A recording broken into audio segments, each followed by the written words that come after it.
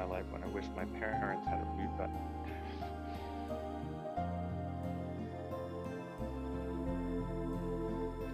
And my father had hearing aids, so he would just turn off his hearing aids when he didn't want to hear us talking when we were kids.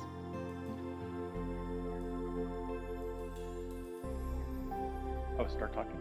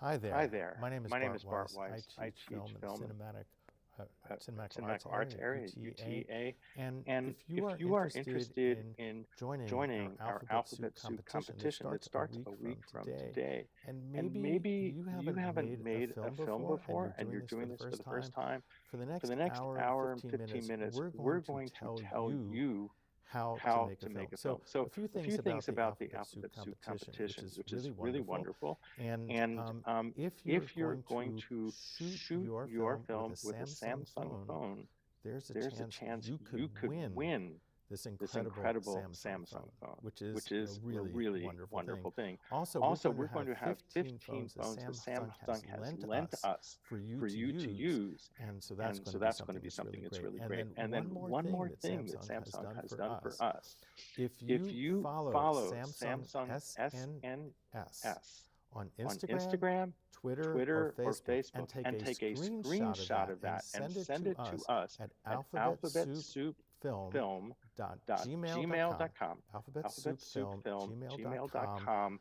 You can win a Bud Live, which are these earbuds that are really awesome. And so we're giving I think three of these away. So take a screenshot of sharing that, and you can have some really cool earbuds that are really wonderful. So to start us off, because you're going to be using them, some of you will be using a mobile device. We wanted to bring in Stephen Hawk from Samsung, who will tell us how to shoot really good video using your phone. Stephen, take it away. Great. Coming off mute, and I am just pulling up my slide here now. Share. Let me just go into presentation mode and switch over. All right, so yeah, the devices that we've made available to be used are going to be the Note 20 and Note 20 Pro devices. So I wanted to start by just kind of walking over through some of the basic features on these devices, as well as some of the more advanced features and kind of some info around process when shooting video on smartphones and how to go through kind of editing and some of those tools. So my purposes here is just a brief introduction to the device and the capabilities, and kind of calling out some cool features that you all can play with and experiment with in your creations. So with that, the first thing that I want to talk about is just some of the basic tools that are available in the main video mode on the camera. So when you launch the camera for the first time, you'll be on photo by default. You can just swipe over to the video mode to start recording video. And one of the cool things is, we have some of these more kind of advanced tools that you can play with just within that regular basic mode. So one of the things is grid lines. So you could turn grid lines on in your viewfinder, so you could set up your composition of your shot very easily. So whether you want to follow the rule of thirds or go out on your own and try something new, you can definitely experiment with that and just use those grid lines to kind of keep track of how you're shooting. There is a tool that's called shot suggestion as well. It is only available in the photo mode. So what you can do is, if you are kind of starting a shot or starting to set up, you can start in photo mode, maybe take a photo of kind of how things are starting. But you can use this shot suggestion tool, which is essentially this little interface. You'll see it in the top right picture here. Can everybody see these? I just want to make sure I have, okay, cool. So how to shot suggestion, there will be like a little image or a little dot on the screen around kind of areas of interest that you can move around to center that dot within your screen, and it'll kind of lock in and say, this is the shot suggestion that our AI is putting out there, kind of based around kind of composition theories and all that. So it's our tool to kind of help line up that shot for somebody who's maybe a little bit more amateur, or really starting kind of building their own compositions themselves, starting off on that. So these tools are great for kind of setting up before you get to filming. So just wanted to call attention to those. And then within also the kind of basic camera application, there's different quality options as well. So you'll have different aspect ratios available to you if you want to use 9:16, just kind of standard. There's several different resolutions available, all the way up to 8K actually, that you can shoot in. So if you're in HD, it's only 30 frames per second. If you go up to full HD or ultra HD or kind of 4K, it's 60 frames per second or 30 that you can shoot in. And then at 8K, it's 24. So several options to choose from in here, the different kind of varying degrees of quality. I'll kind of talk about file sizes towards the end of the presentation, but obviously that's something you'll want to consider. One thing that's really cool that I like to play around with is in our editing controls. So after you shoot the video on the phone itself, you have a video editing tool where you can do things like trim or change the background audio. There's lots of other kind of features that are probably outside of the realm of this, but for more kind of personal usage, things like AR, where you can throw filters on things in the video, or you can write on the video, but not including that here. So trimming the video, of course, and then background audio, set track. And then there's something called your filter menu. So you can apply different kind of color treatments to the video that you have. And I have a video pulled up on my phone, and I know this isn't a great experience showing it over WebEx, but some of the cool things that you have down here. Well, maybe you can't see that very well, but that's why I included these images.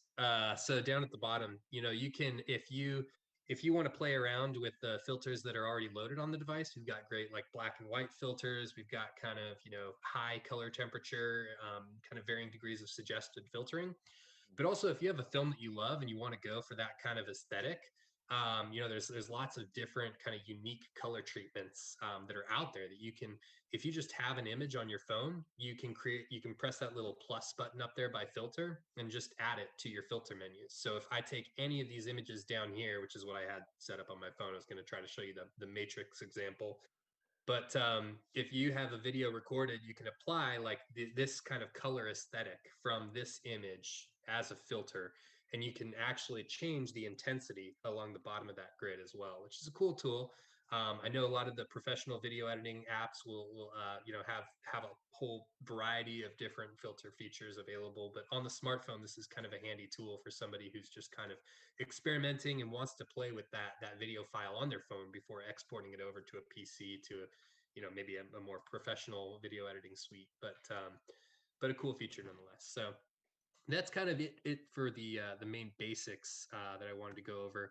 We do have a set of advanced tools as well. So we have something called Pro Video Mode. So if if you have your camera interface up, there's photo, there's video, and then there's something called more. So you could swipe over to more, and there's all sorts of, like, super slow motion. There's hyperlapse video options. There's this pro video mode. So that's mainly what I wanted to cover here. The whole additional kind of tools or modes that you can shoot in. But pro mode just gives you the most amount of control over what you're shooting. So some of the options I've listed here. One that I wanted to call out specifically is the audio source. So you do see kind of directional audio in the top left corner of your user interface, with left and right kind of showing where the audio is coming from. That's kind of overlaid here on that screen image. But you can actually you can dial up like where you want that audio to be sourced from. So you could do omnidirectional, so it's taking it, like if you're shooting with your smartphone, it's taking it from behind the phone as well as in front of the phone. Or you can actually, so you can say, if you want it kind of, if you're recording, you can have your voice amplified, or you could have the subject's voice that you're filming amplified. But there's also options for USB connection. If you have your USB-C port on your phone connected to an audio input source, you can leverage that. And we also have the Bluetooth feature. So the audio buds that Bart referenced earlier, those that can be used as like your Bluetooth audio little buds in your ears that would feed audio directly into your video. So you can essentially like mic up your subjects with an earbud for really clear audio. And then, of course, I've kind of listed the other modifications you can make here. You get full control over all of these: ISO, shutter speed, exposure levels. You can manually focus. You can switch between auto and manual, and then you can actually control that manual focus while the video is recording. Your white balance, your color temperature, and the manual zoom as well. And then you also get displays, like I mentioned. The top left is that kind of directional audio. The top right is going to be your histogram, so kind of showing you what's in front of you. I believe the y-axis is the pixel density, and then the x-axis is your luminance value. So it's kind of giving you a feedback of kind of what scene you're shooting and how things are positioned to help with composition, or just kind of monitor that while you're recording. And then I do have a link in here, and I can send these slides over to the team, and we can either just share the links, or you can share the slides. Nothing super secret or anything in here. So yeah, and so that's the pro video mode that I wanted to go over quickly. Like I mentioned, I did want to touch on file sizes. So about 1 minute of 8K video is 600 megabytes of storage. So it's a pretty large file when you start shooting in 8K. It's a really impressive experience, of course, but at the same time, you'll want to more closely monitor your kind of how long of a filming that you're kind of shooting contiguously in kind of one take. These devices are 128 gigabytes of storage, but a portion of that is already consumed by the operating systems, maps, any other files that you have on the device. So you get about 100 gigs storage if you have kind of everything deleted off the device. But that includes like the preloaded apps. You can delete those further, get a little bit more. So just kind of compare, if you're shooting 8K video, 600 megabytes a minute, it's going to kind of rack up quickly towards that. So just be cognizant of that. Your max recording time, though, if you are taking, if you are shooting at over 4K, is going to be around 10 minutes. That's due to the overall kind of heating of the device. So you do want to just kind of, you want to do this in pieces anyway. For smartphone kind of video recording, I always kind of suggest that you do it in pieces, just to facilitate your editing process, and kind of shifting it over to your PC or other editing device. So just wanted to call that out. You can extend that time if you take down the resolution to something like full HD. So whatever you're comfortable with, but just wanted to kind of call out those guardrails. And I think that's pretty much it for me. Of course, getting this over to a PC, you can do, depending on the file size, you can do it wirelessly. There's several sharing options within your gallery, which is where you can kind of view your videos, or your My File service. You can have share options available there. But yeah, getting it to a PC, probably the most efficient way is a USB-C cable, which is connected to your device. That's the chargers themselves actually have that. and then you can either hook into a USB-C connection on a PC or hard drive or wherever you're transferring the files. So hopefully that kind of covered all the bases and kind of gave you starting points and things to think about for the best experience. But good luck. Stephen, thank you so much. That was really great. I really appreciate that you can run a Bluetooth microphone in there, and that's a really great way to get good sound.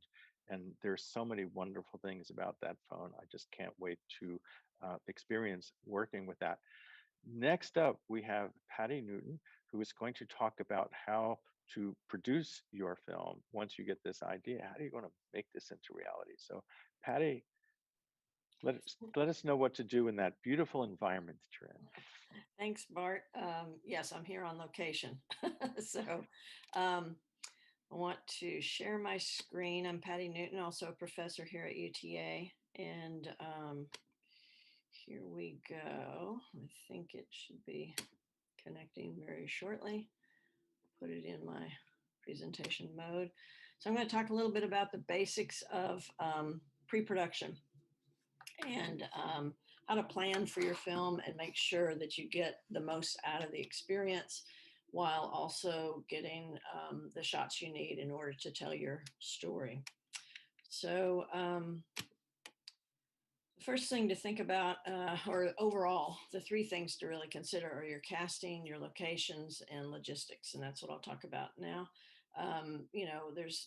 We all have lots of different things available to us, whether you live in an apartment or a house or out on a ranch. You have different types of locations.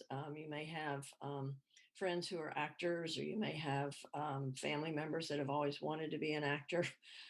Or classmates. And so we all have the resources. We may not think of them necessarily as those resources. So you want to really think about what do you have easily available, because this is such a short 48 hours to go from 0 to 60.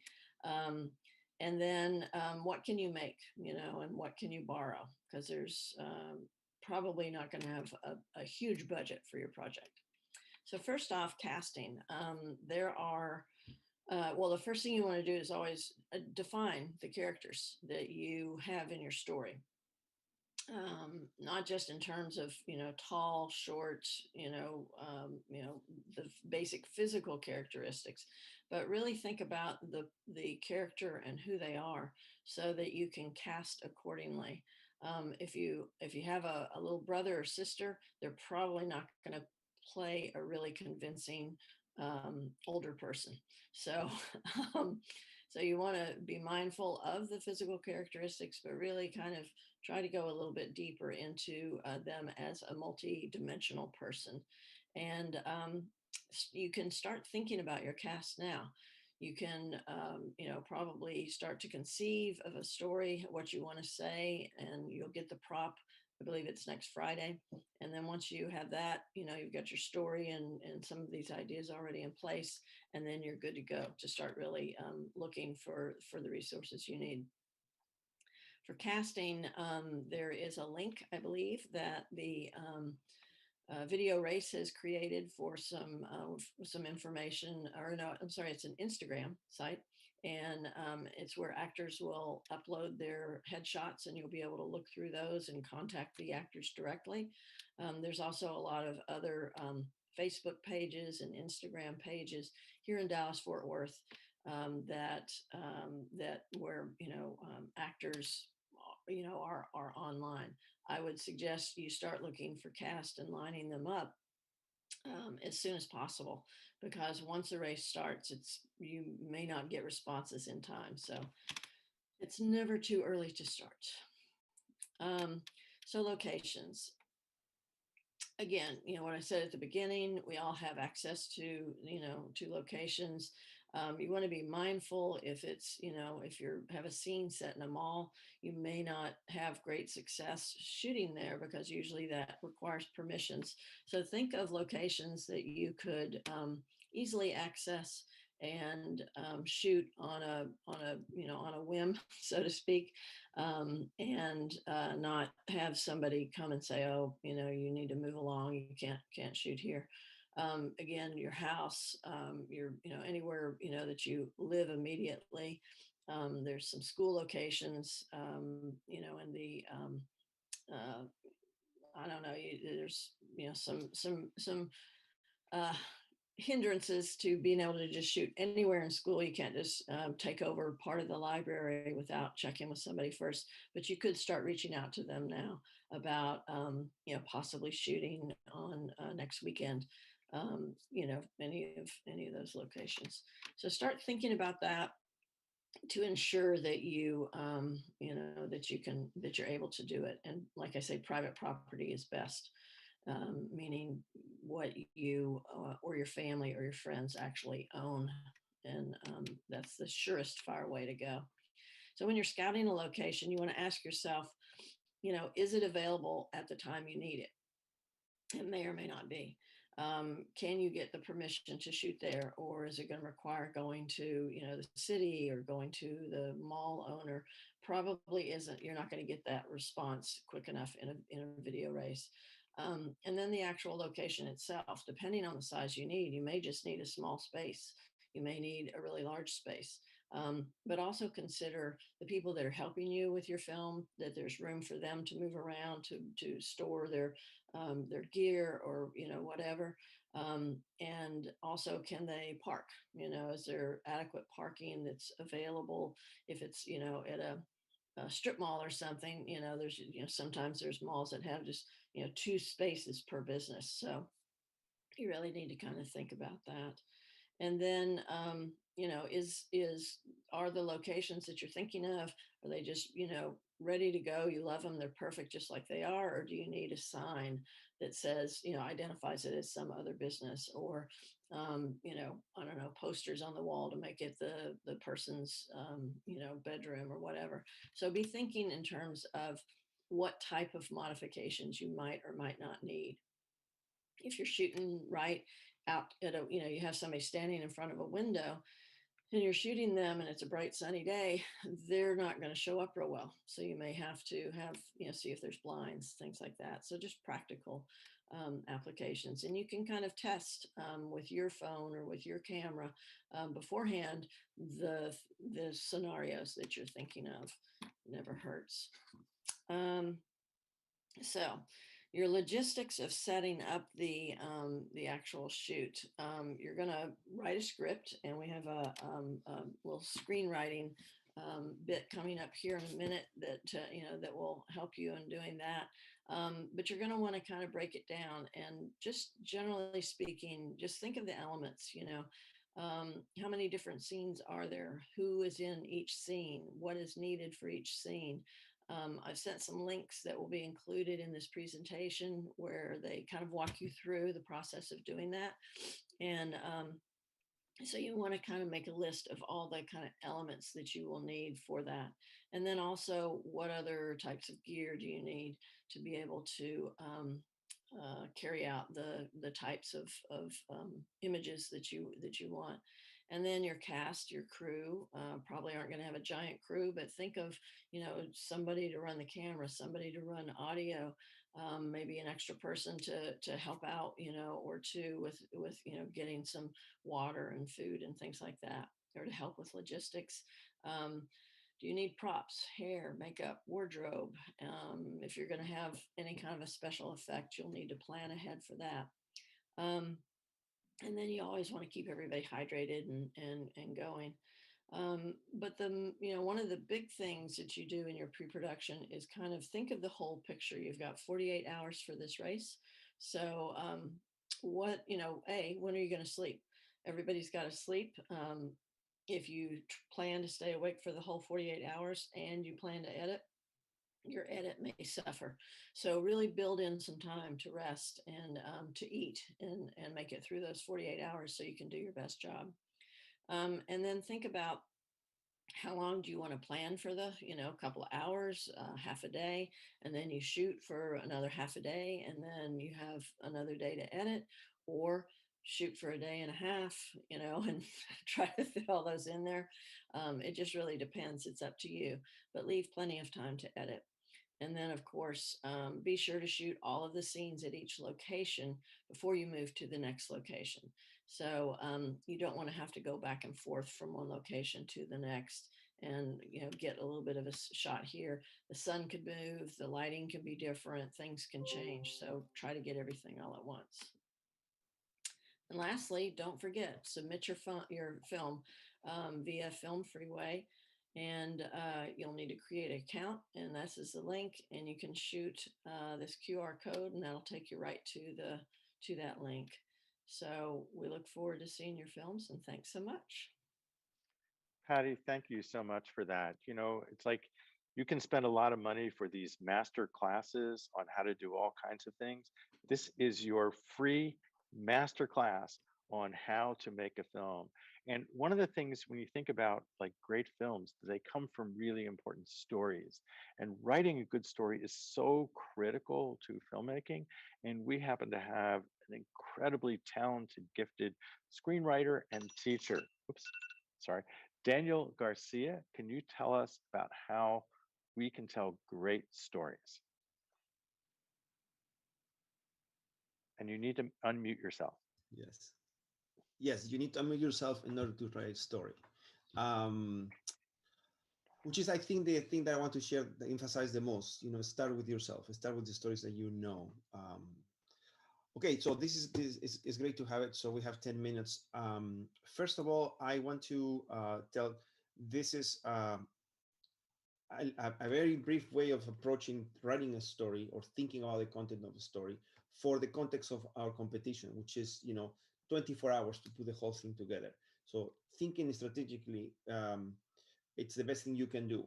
So, you know, it's about diversity and inclusion. You can start thinking about your stories and then have maybe one or even two possible ideas, and then wait until Friday to find out the object that needs to be included in your stories, and then choose the story that will be able to have that object in the most integral way. You know, the object that it's an integral part of your story style. So you don't have to wait until the object to start thinking about your story. That's basically what I'm trying to say here.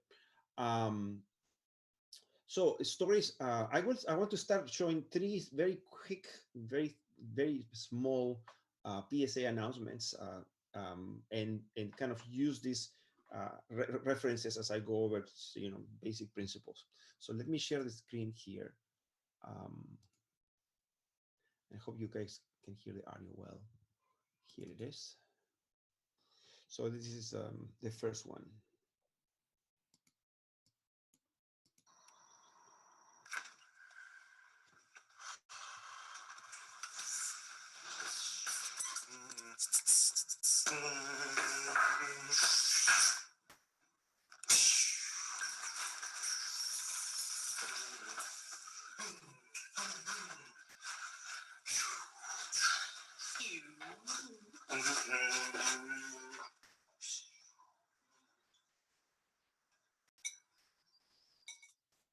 Dance like a dad.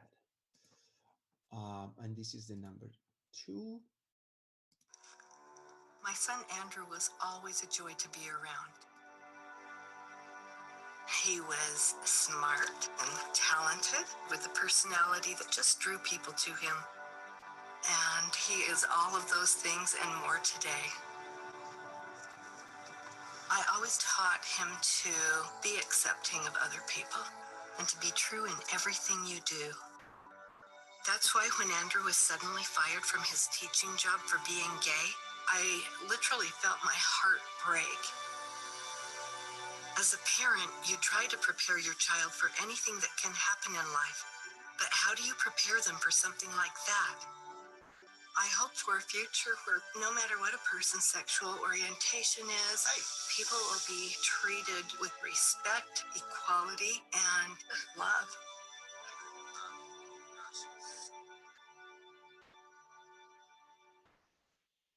And the last one.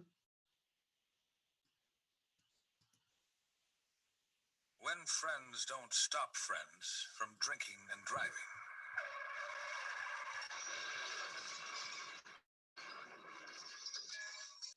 friends die from drinking and driving.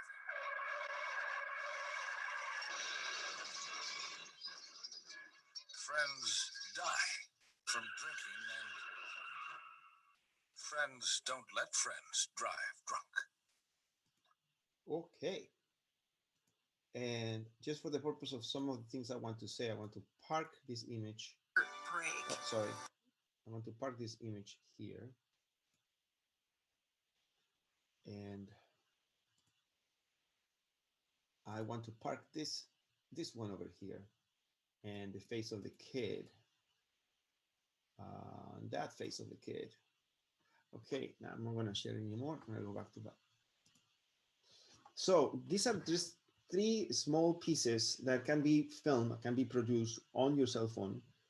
And the time that I want to spend here is talking about how we come up with ideas, basically. Not everything that communicates powerful in ideas is necessarily a story. You know, a story as a sequence of events that together create some meaning. But sometimes one shot can convey an idea very powerfully. The specificity about telling stories visually is that as much as your story is conveyed with sounds and images, less it relies on you explaining something or having a narrator or having a character telling you what you're supposed to believe or, you know, the conclusion you have to come up with. Whatever you do, try that you don't need to explain it. It's like, you know, a joke is successful when you don't have to explain it, correct? So images and sounds together are the ones who're supposed to be telling the story more than anybody explaining it. I think another important thing for you to consider before you, as you go over your story or your possible idea, is that you have to be very clear about the point that you're trying to make. The normal tendency is trying to say one thing and then another thing and then another thing. One of the characteristics of these 3 spots that I show is they are all very specific. Be a cool dad, you know, don't be afraid of ridicule yourself. That is about just parenting. And the other one is, my son is extraordinary. And if you have the chance to have a conversation with him, you will realize that it's so unfair that he cannot work because he's gay. And the other one is just 2 glasses colliding, connecting visually, acoustically, the horror of a car accident with the things that we do when we're hanging out with our friends, with having a drink. So the concept on a film, it's always very specific and very, very clear. So the first advice is, whatever you come out with, try to write it at the end after you process and you decide what to do. Try to tell it to yourself in 1 sentence. If it can be said in 1 sentence, I think you're ready to go. Having that clarity will allow you to also know what is the thing that you can add or take out. Stories are not, as I mentioned, not necessarily the only way to communicate a point. But if you want the story, which is events that create no sense, usually you have a character, something happens to people, and we as people are always interested in individuals. And this character needs something or wants something or urges something, and that thing that is necessary is not easy to obtain. The guy who is dancing in front of his son needs something. In a way, he is himself. He's naturally, you know, a cool dad who is dancing. And the reaction of the son is not special. He's not jumping or laughing. He's saying, my dad is a cool guy. But you can see there is a character who's willing to do something. So the idea of agency is very important. A passive character who doesn't want to do anything, who's lying in the couch, it's not generally somebody that we want to root for. So if you tell a story, you are thinking about a story, usually think about a character who needs something, so up to got something, and then make that something hard to attain, some conflict. Another point I want to make is sometimes we are convinced about the themes and we are already emotionally involved. So we kind of write something and we ask our actors to believe the emotion. Stories are powerful because we live the circumstances of a character, not because we see the actor or the character crying or being happy. So do not rely on the acting as much as rely on the things that make the character react in certain ways. We want our audiences to feel what the characters are experiencing so they identify with the expression. And you will realize that as much as the circumstances and what happens in the story to your character is clear, um, you will rely less on the dramatism of the performance. My alarm of 8 minutes is going. So things that you got to start thinking. Think about specific stories that you have lived. There is nothing better than your own experience, than your own situations. Make them very small and put them in front of the camera. 4 or 5 shots might just say the whole thing. Be specific. Do not talk about general stuff. A circumstance of somebody walking on the street and then people walking away because you are a person of color might be just visually what you need. Don't explain if you are showing. Um, the best thing you can do is to show things instead of like saying things. Things you should avoid when you're putting together a story. Um, if audience can anticipate what's going to happen in the next 2 seconds or three, then it's getting boring. Try to surprise people almost every moment by showing things in a different way, by changing the circumstances, by breaking the anticipation of things. Do not repeat stated truths. Do not rely on a narrator telling things that we all kind of consciously agree on. And then if you want to convey an idea, find a visual metaphor like the glasses that collide. Instead of saying, when you're in a bar, don't let your friends to go out and drive when you're drunk. The images are powerful by themselves. You just need to collect them. In the same way you collect your own stories, your own experiences. Jose, I hope this helps. I think that's Thank you, Daniel. Thank you so much. And writing a good story is really important. And all those things are really quite extraordinary to help us think through how to do that. Now, when people are making their first, one of the things that they're worried about is like, how do I talk to actors? What do I say to them? What you get in performance is going to change how people respond to your film. And luckily, we have Shelley Brandon, who teaches classes on how to direct actors here at UTA, and she's really wonderful. Shelley, take it away. And I know we have 2 people. Shall I admit them into the room now? Okay.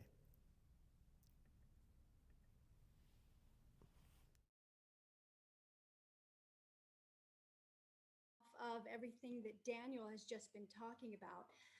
I think that the most important thing for a director to remember is that the main job is to take all of those components of the story from the screenplay or the story idea and make some decisions on what needs to be seen or heard in order to tell that story. I mean, film is not like theater where people sit around and talk about things. It's a visual medium, and the director finds the images that tell the story. And one of those main parts is working with actors who are part of those images. So actors become characters that we see doing things or saying things on the screen. Sanford Meisner was a famous acting coach, and he has a quote that I think is a really good guidepost, which is that acting is behaving believably in imaginary circumstances. So actors behave, they do things, they imagine themselves in circumstances of the character and they behave accordingly. And that's the believable part. As directors, you need to be very specific about what your actors are doing or saying and focus in on influencing the imagination so that the believable part takes care of itself. It's really a simple process to influence why they're doing something as opposed to how they're feeling about it. That takes care of itself if actors can really imagine themselves in the circumstances. So it's best to focus on what is the circumstance that actors are going to be putting themselves into as the characters. I want to share with you some ways to alter a performance by sticking with the doing that actors are, that we're filming. We're filming them something, that they're doing something, and avoid telling actors how to do things or how to say things or how to feel about it. You stick with the what and inspire imagination. So do I have both of my actors here? Yes. Hi, Sally. Hi, Joseph. Okay, so I have brought in a couple of actors here. Sally Diamond, you can wave at everybody if they can see you, and Joseph Ruiz, who've agreed to dive into a kind of a blind mini scene that has just 2 lines in it. So I'm going to want to make sure that they understand who they are, first of all. Sally, you're going to be the CFO of a major financial corporation. You're Joseph's boss, okay? Joseph, you hold a highly coveted and competitive internship at this corporation, and Sally's your mentor. Okay, so they understand who they are, and that already gives them a sense of what kinds of things they will do. And I'm going to expand for them a little bit about the imaginary circumstances, because again, it's behaving in imaginary circumstances. You guys are going to be at Sally's desk on the 25th floor of a high-rise corner office. It's about 10 p.m. You're sitting across from each other. And in this scene, Sally is giving Joseph an envelope that he's going to deliver key contacts to save this company. So at the beginning of the scene, Sally, you're going to close the envelope. So I'm telling her what to do. You're going to close the envelope in which you've just placed some documents. You're going to hand it to Joseph. And Joseph, you're going to pretend to take the envelope. And then you say your 2 lines that I've given you when they fit best initially. Now, I know it's kind of weird for this workshop. You just kind of need to pantomime the envelope. But I'm going to just set it up with that. I've given them the imaginary circumstances. And next, I just want to see what they do with that. So I'm going to mute my microphone and you guys do a really quick scene of that. Okay? Who has the first line? You do. Okay.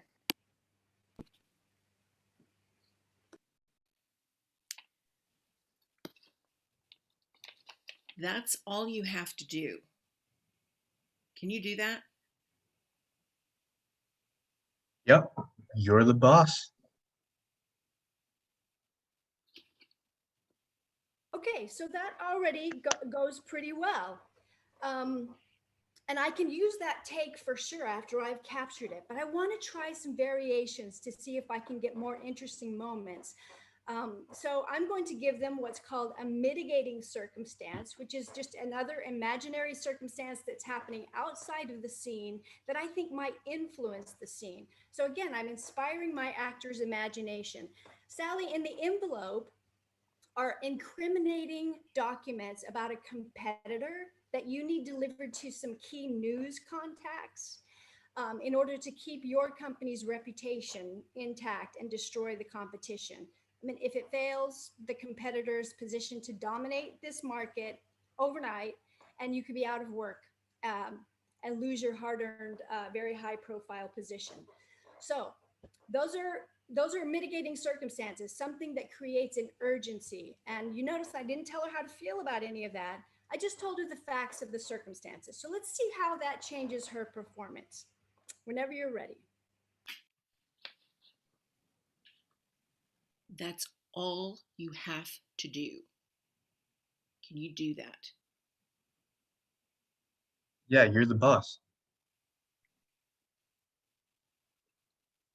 Okay, so we got some different qualities there. Now I want to give Sally just a little bit more backstory and see if it influences her delivery. I'm not gonna tell her how to say the line or how to feel about it. It's just the facts. So I'm gonna bring up an imaginary thing that happens in the past. Sally, Joseph is actually the son of one of your top clients.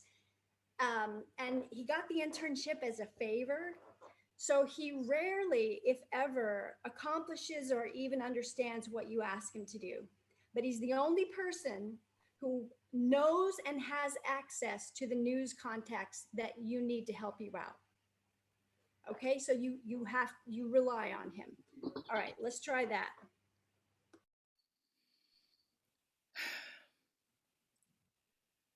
That's all you have to do. Can you do that? You're the boss.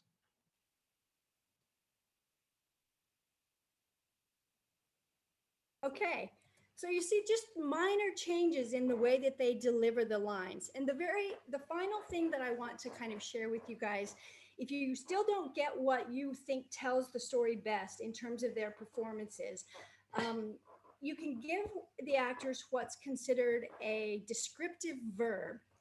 So a verb is something that you do. And we want them to contain a little bit of subtext just in the verb itself.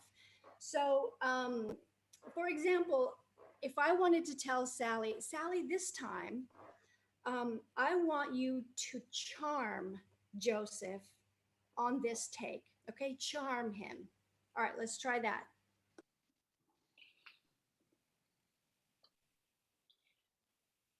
That's really all you have to do. Can you do that? Yeah, you're the boss. Okay, so that had a completely different flavor, and any of those I can use in my edit. I want to try another one of these descriptive verbs, which is Sally, on this one, I want you to beg him. I mean, beg him. I want you to allow this to be, a little bit more urgent for you. And Joseph, I want you to mock her on your line. I want you to just find a way to mock her. Okay? So just give that a try.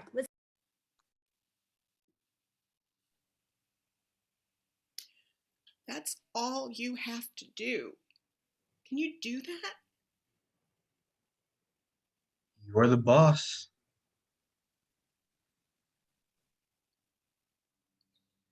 Okay, so again, just choosing a descriptive verb is a really good way to kind of get to the heart of things. And I didn't have to explain how she thinks or how she feels. She just imagined that and did the thing I asked her to do, and she felt things on her own. So any one of those takes might turn out to be the best one in an edit.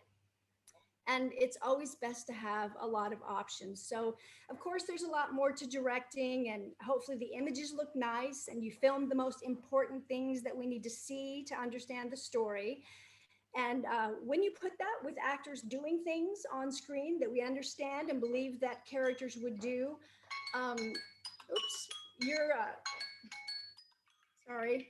your story is really going to start to take on a believable life of its own. And I like what Daniel said about how really it's not so much what your characters are feeling, but what the audience feels at the end of the day that is the most important thing. So I hope that gave you some tips. Thank you, Sally. Thank you, Joseph. You guys, thanks for just diving in there blind on that. That's all I have. Those are just some basic quick tips. Shelley, thank you so much. That was just really wonderful. And something you should think about, it's like all of those techniques would work well with non-actors as well as they will with actors. So whatever you're trying to do, those methodologies, those ways of talking to your actors, instead of telling them what they're feeling, but those things will really make a difference. So Shelley, thank you so much. And thank you to our great actors, Sally and Joseph. Great job. You inspired many people to do really great work. I really appreciate it. So you've figured out how to do the pre-production. You've written a really great script. You've got some great actors and you've been able to get a really great performance. Now we need to sort of rewrite the film in the editing stage. And Hen, who is a graduate student here in our program and is a really great editor, Hen, can you tell us how to edit these films?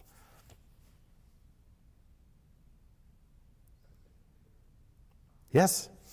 Okay, great. Yeah, so my name is Hin Din. I'm a second-year graduate student at UTA, and I do a lot of editing, so I hope I can give you some better insight.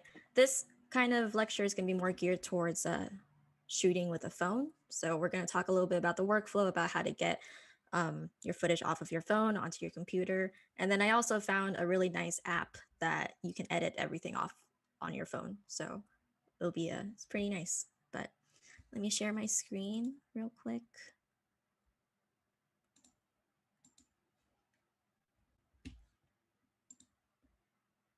Can you see that, Bart? Yes. Great.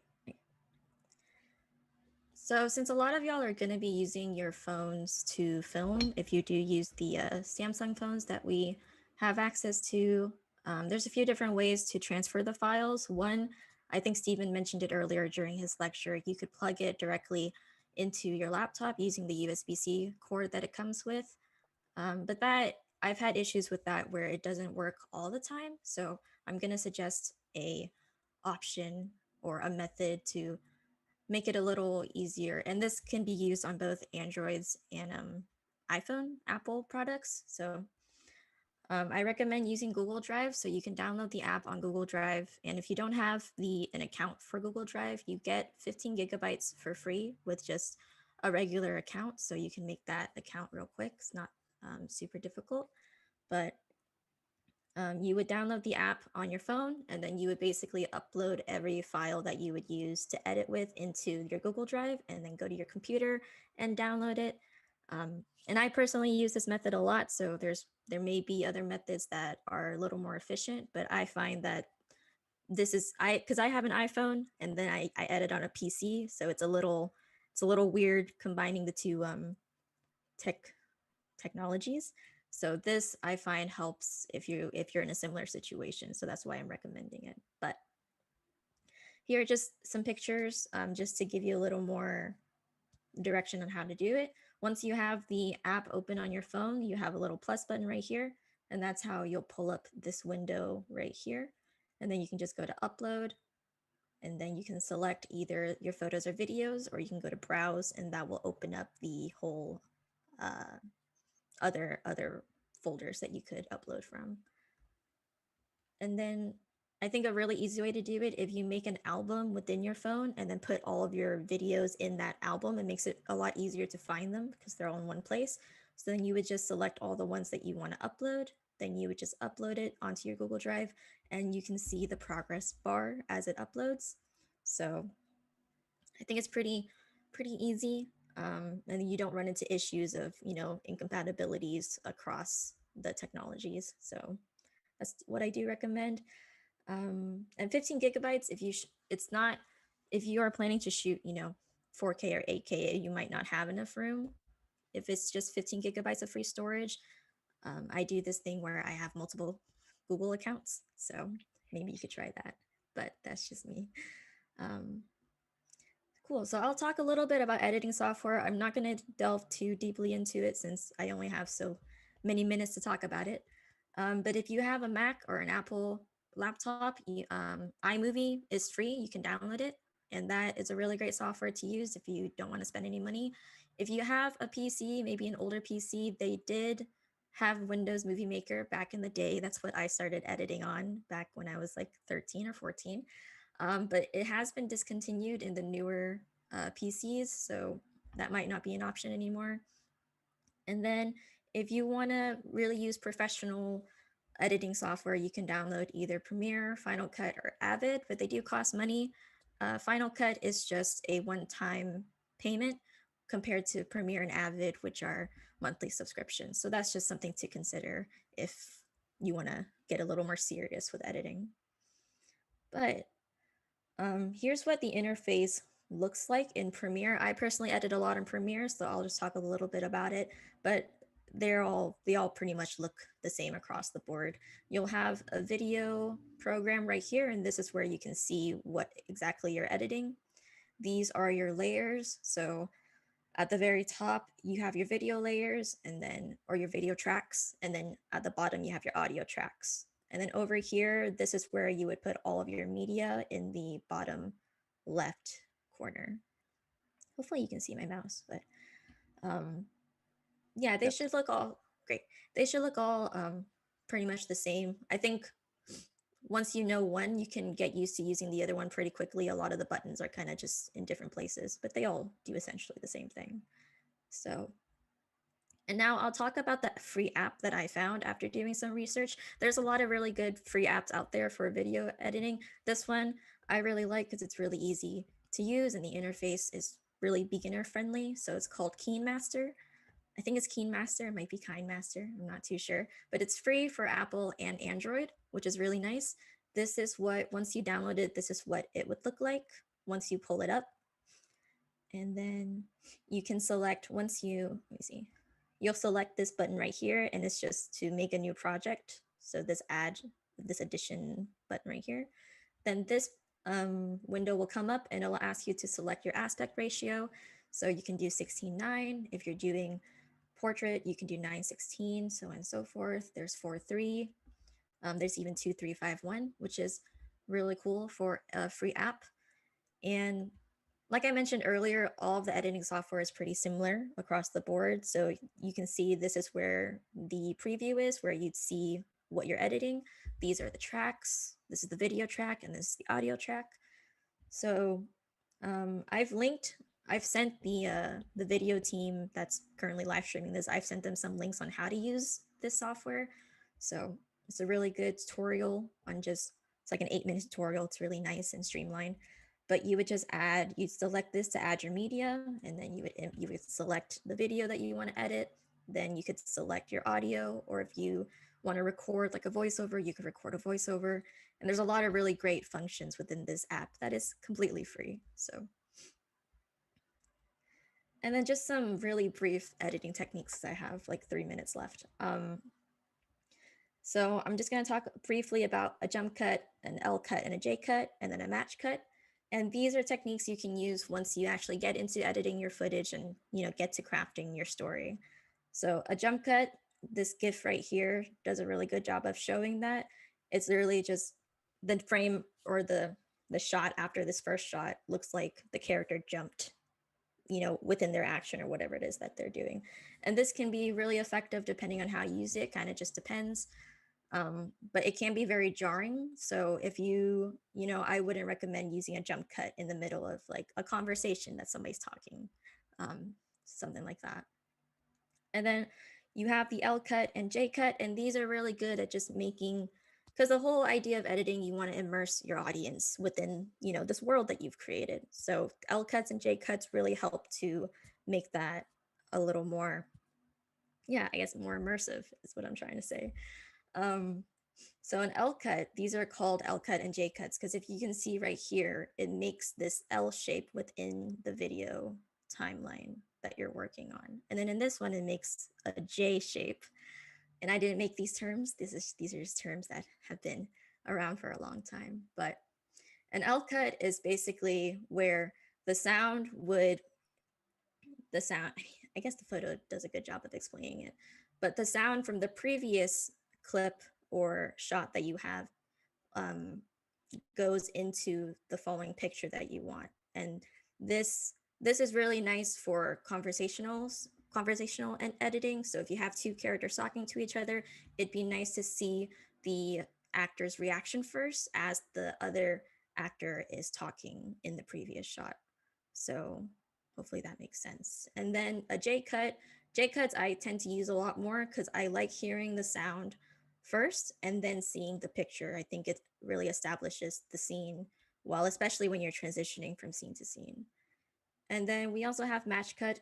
This is a really great example from Space Odyssey, where the ape throws the bone in the sky, and then it's a match cut to the spaceship in space.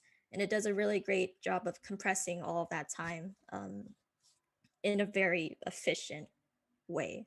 So those are just some really basic cuts. I also sent another video that delves a little more into editing techniques. So hopefully if you're watching, you want to learn a little more about editing, you can watch those videos, but I have 1 minute. So in conclusion, Patty mentioned this earlier whenever she was talking about editing and giving yourself time to edit your piece.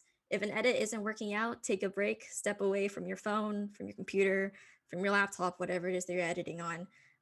I suggest going on a walk or taking a shower or eating food, just something to take your mind off of the edit, because it's so easy to get caught up in it, and then you're not able to think clearly if you've been editing for 8 hours straight. So, after about 8 hours, I typically like to step away. And then you'll come back with a fresher mind and you can then find the cut that really works out for the story that you want to tell. And that's it.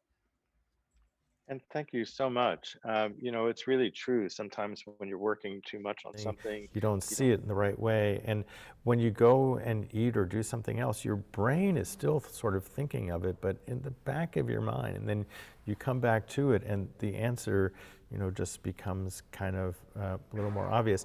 So we have some time for some Q&As, and I think they are on the YouTube page, and I'll look in a second to see if we have any questions. But while I'm doing that, if any of you have questions for each other, that would be really good. And one other thing, Henry mentioned that Final Cut Pro is $299, but for students and faculty, it's $199 when you get what's called the Academic Pro Bundle. So let me see if we have any questions here. Okay, so we have, hi Kelly, hi, hello. This is an echo, yes. Okay, so remember, if you have any questions about the Alphabet Soup Film Competition, email alphabetsoupfilm@gmail.com, and that is the same email address that when you take a picture of posting Samtung SNS, and take a photo of it, send that there so that you can win those earphones that are really great.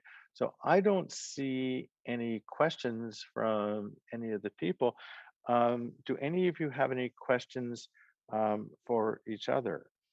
I would mention that Premiere has a free 2-week trial usually, which would get you through the festival and a little bit of time ahead to learn how to use it a little bit.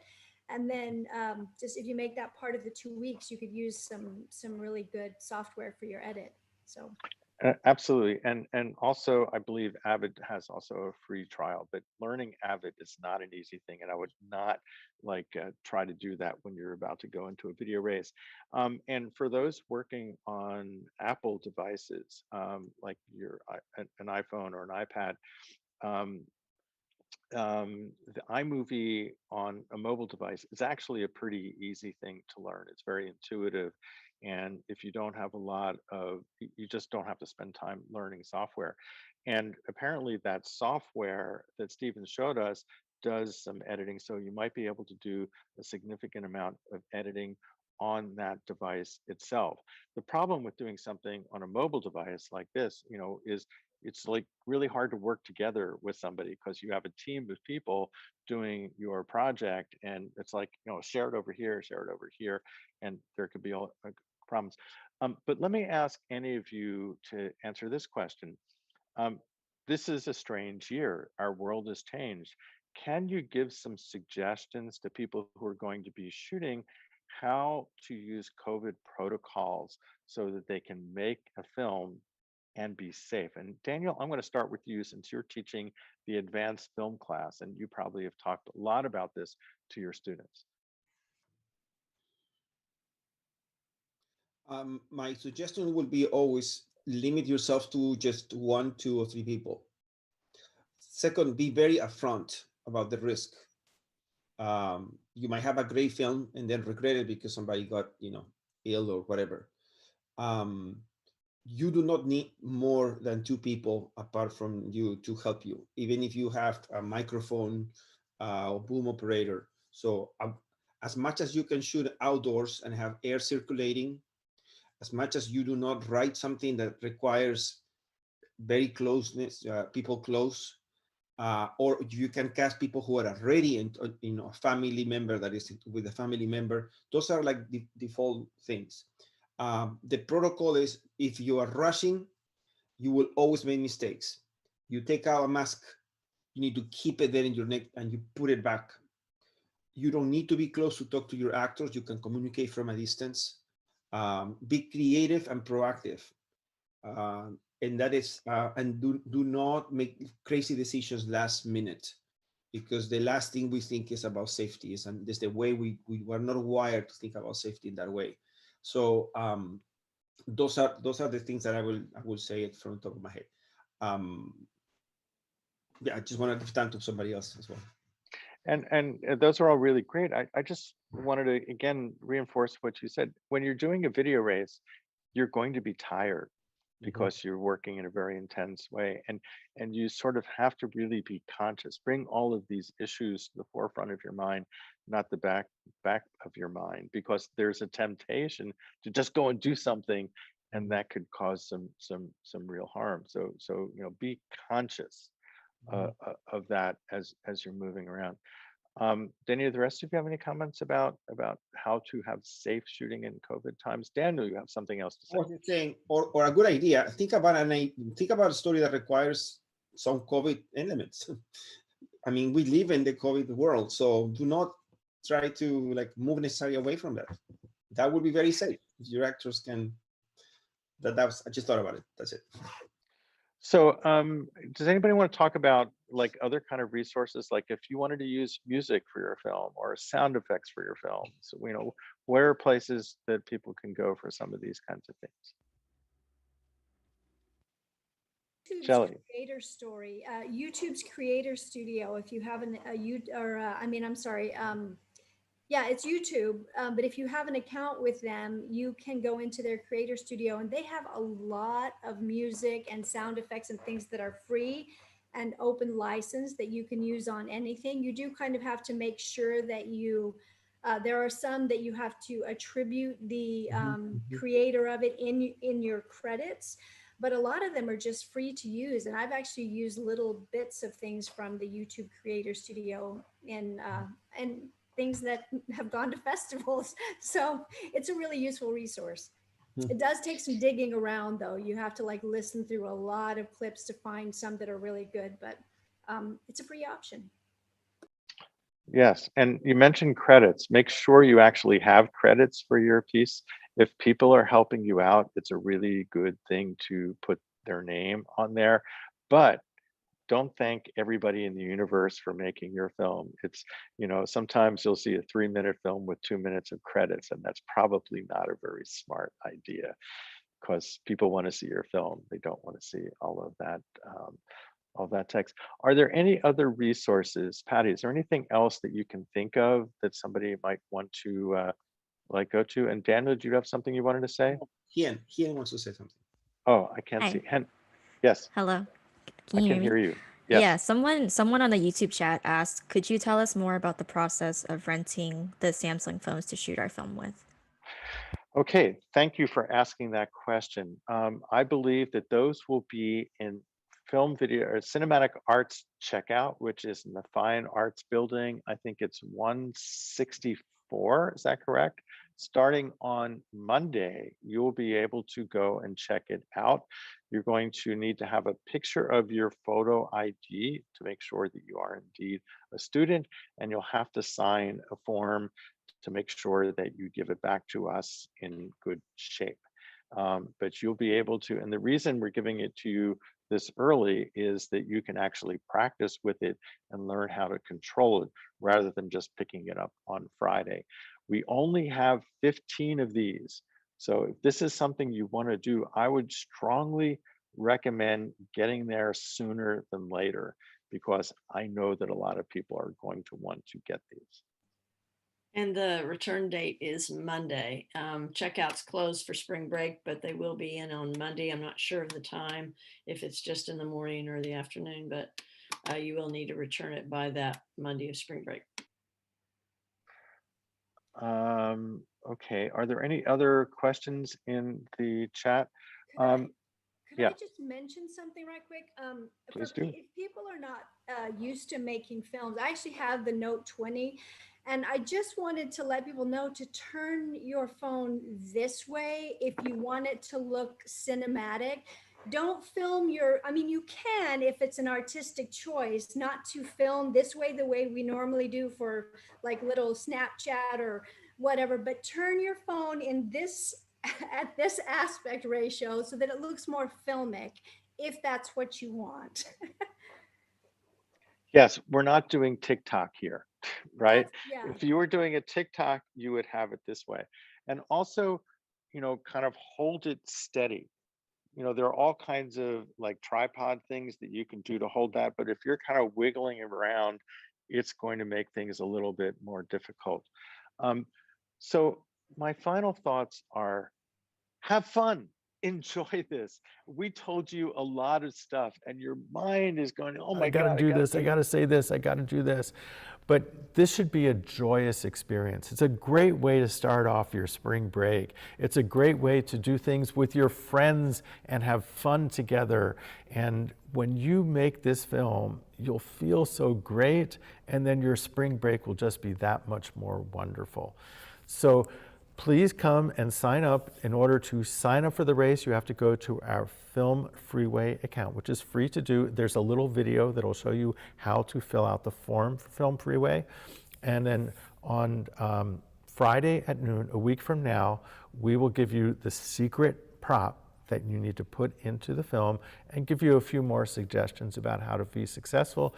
And then you're off for 2 days. You got to put the material when it's done into Film Freeway. And on 7:30 on Sunday night, a week from Sunday night, we'll be showing and announcing the awards for these wonderful films that you guys are going to make. Noon, it's 48 hours from when we start, so. Midnight. So I really want to thank our great Alphabet Soup